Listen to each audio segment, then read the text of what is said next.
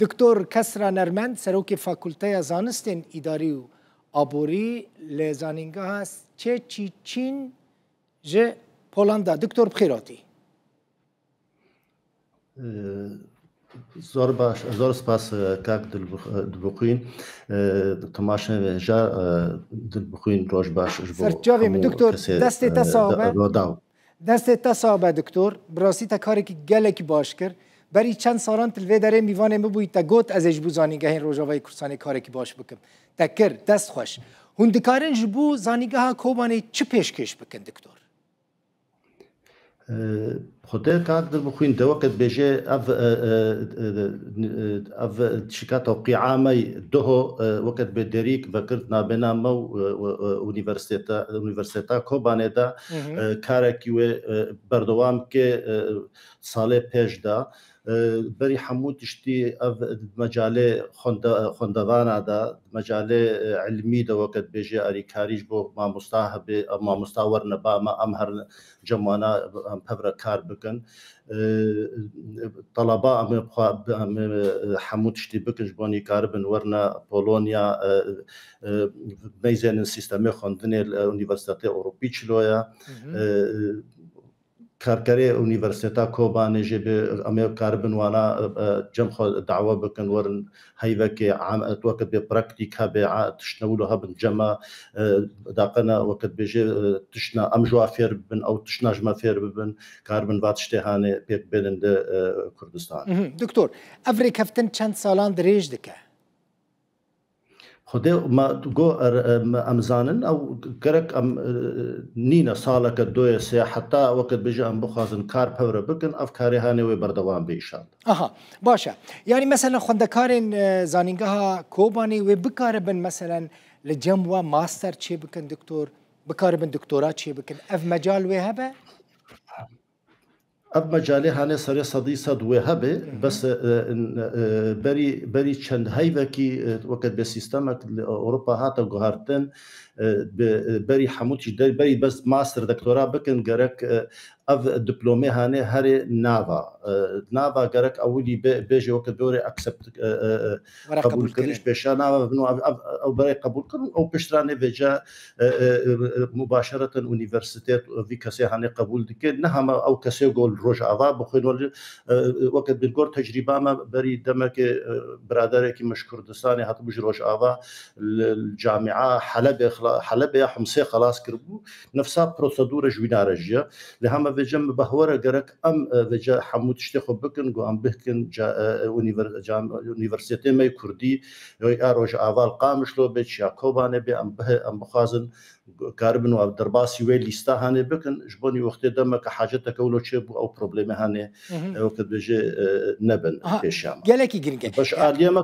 که اونیورسیته پروبلم تدا دکتور یعنی نمجبوره بریا شامه ورن جموه من خواست ویجی سدیست بزانبم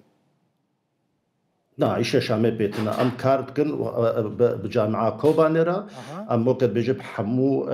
وعيا خوا أمزان أم بارتنري مكيا دوهجي كي وقت جبينا خدا سروك جامعة ما بروفيسور والدمار تارشيسكي جركي رنجكي زلال قوت إنه أمزان كرد كينا أمزان أم شكا كارنش كردار بكن حتى أم داخوازياوي أو بو قالوا أم كولتورا كردي بروباغندا بكن فيدرال أوروبا بزمان كردي أم الأونيفرسيتاش تشنا بلان دكن إنه وري خوندن جبو ملتي كرد أوروبا يعني قالك تشتي غيري وات تشتي قام مجالي علمي ده بكن ده إدارة ده اقتصاد ده فينانس ده تشتغل ده بري حمود تشتيجي كه أم جرك سر تاريخ وكولتورا كرديجي إن شاء الله أم جامعة كوبانة مصر برنجك يجلك فرح سر بسر. دكتور أستا زانستي لزانينجاه روجاوي كورساني تشاوي چه زانينجاه روجاوا القامش لو چه زانينجاه كوباني يعني يا شرق للرقة مستوى علمي بس مستوى علمي لزانينجاه روجاوي كورساني بخاص بزانب دكتور خود مستوى علمي بلكي او تشتهانه السر قالك نزان بردانستان ما حطانها او دانستانا فرح تشي نبويا لهما وقت بيجي وقت يونيفرسيتيت نه تشد بنت بكنك او بقاف قرقوري بيش دا مبهورة الجور از دانستان ما بدمك جامعة كوبانيريا اتبينم انه او فكربونا هاني الاليوانا هيا توازن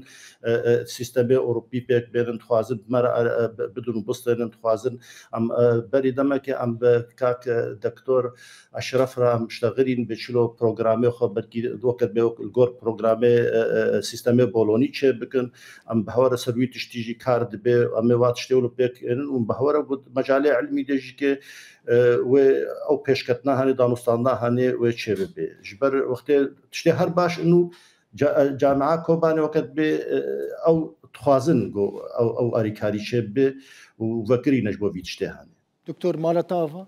گلک سپاس براسی تا کاری کی باش کر و هیوی دیکم لگل زانیگه هندجی تشتی با چه ببن وک نمونه زانیگه روجوا لقامشلو یعنی جیا شرق لرقه پلانك وبفيرنجي القل بامستا القل جامعة روج آفال قامشتو بري 2 سالا ما افتشتهانه تشكريا ما وارا دايوستان ديا اللي هم وقت بيجي نزانم هين قاوي بيش دا نشودا قاف بيش دا للقور اد بيدم كوباني بهتر وقت بيدم تخوازي في پیش ده بهتر بزودتر هر از هویدارم گو جامعه روج آواجی که دست بکه دانستان دخوام بهدور نو بکن بلکه ام کاربن ام تشتکی باش ام بهرجی بکن وقت بجه جامعه روج آواج جامعه کوبانه چیا شرق فرق نابینا وادتنه بیرنگه هنیجی که ام وقت بجه ام کار دکن جامعه صلاح الدین را سلیمانی الاربیل جامعه تیشک دانستان دم بوارا رجهانا وصالا به هیوا داویا هیوا بینجا وقت به انشالله پلان کی مهیا گو کنفرانس کی چه بکنج با جامعات پولونیا بله گلک سپاس پروفسور دکتر از گلک سپاس کن کسرا نرمن سروک فاکولته زانستین اداری و آبوری لزانینگاه هست چه چین ژ پولند